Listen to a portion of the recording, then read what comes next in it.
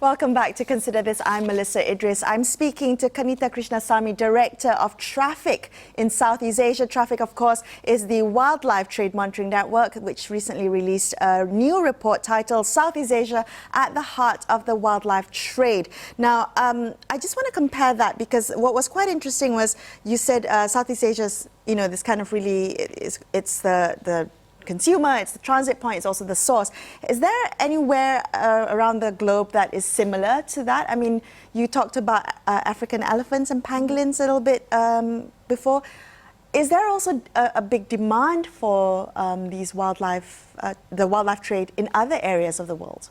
So we do see demand exists for wildlife in many parts of the world, but I think perhaps the uniqueness of Southeast Asia is that it's sort of entrenched right in the middle. Because Asia is so big and Southeast Asia is part of that, because we are such a huge source, and the infrastructure facilities in many countries in Southeast Asia, like Singapore, like Malaysia, like Vietnam, the port system and airport systems are very, very efficient. And it's easy for people to move around across borders, right? But the impact of Southeast Asia as a region within Southeast Asia itself, as well as within the wider world, is just so massive. North America, for example, has a huge market for live animal trade, particularly for reptiles, and a significant portion of that comes from Southeast Asian countries.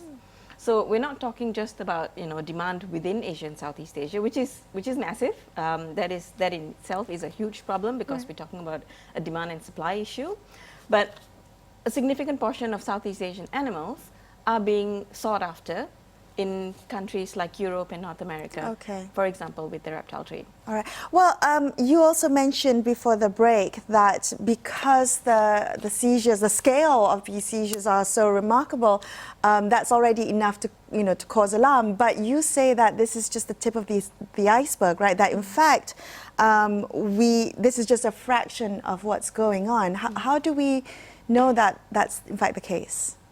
I think it's similar to any sort of crime, right? The detection rate is where you're successful. It doesn't mean that you are detecting everything. So even if you're trying to compare it with, say, drug-related crimes or human trafficking crimes, we know that this is happening across the globe in such a huge scale.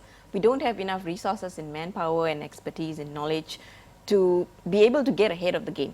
We do what we can within our means, and so that's why we know for a fact that what we are actually seeing and detecting is just a small fraction of what's actually going on out there. And what is the situation for Malaysia? I mean, how bad, I mean, what did the report find about the Malaysian context specifically as part of the Asian region?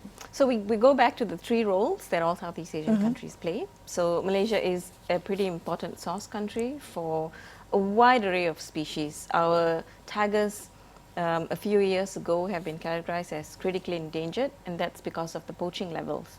They are so consistent. And it's not just the tigers that people are going after, poachers are going after.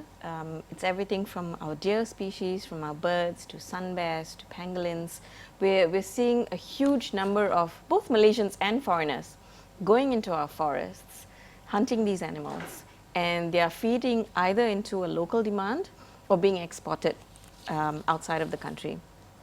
We are also seeing a huge number of animals and animal parts coming through Malaysia. So ivory, for example, pangolin scales. In 2017, for example, customs seized about 15 tons of African pangolin scales just within a 5-month period.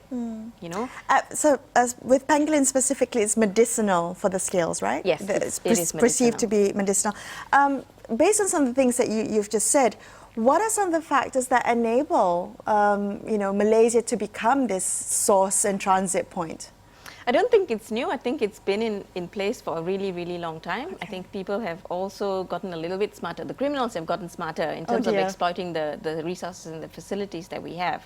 I mean, 15, 20 years ago, flying wasn't that easy. Today, you want to book a flight, you book it and you can get on the next flight in a few hours. It's that easy for people to cross both domestic and international borders. And we're not talking just about African commodities that are coming on through seaports. People are hand carrying them. We've seen cases where people have been arrested in the airports with 2 suitcases full of ivory, or 150 tortoises coming from India, Pakistan, or Bangladesh. So the criminals are really using any ability, any resource, any facility out there to move contraband across nations. So this isn't just a systemic corruption problem. This is also criminals finding loopholes or ways to best the system. Is that right? Yeah, I think the criminals have already found where the loopholes are. Okay. And because we're talking about so many countries, so many different points along the transportation and logistics routes, for them, I suppose it's also a game of chance. Which routes should you use more frequently?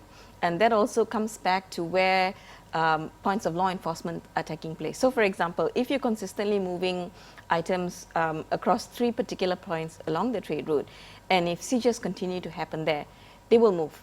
It's really a cost of doing business. Could I also ask you a little bit about wildlife cybercrime? Because when you talked about how criminals are getting smarter, there's a whole new avenue of technology now at their disposal, right? Yes, and this is another huge headache for governments across the world, and particularly I think for Malaysia, because many countries in Southeast Asia have these open markets.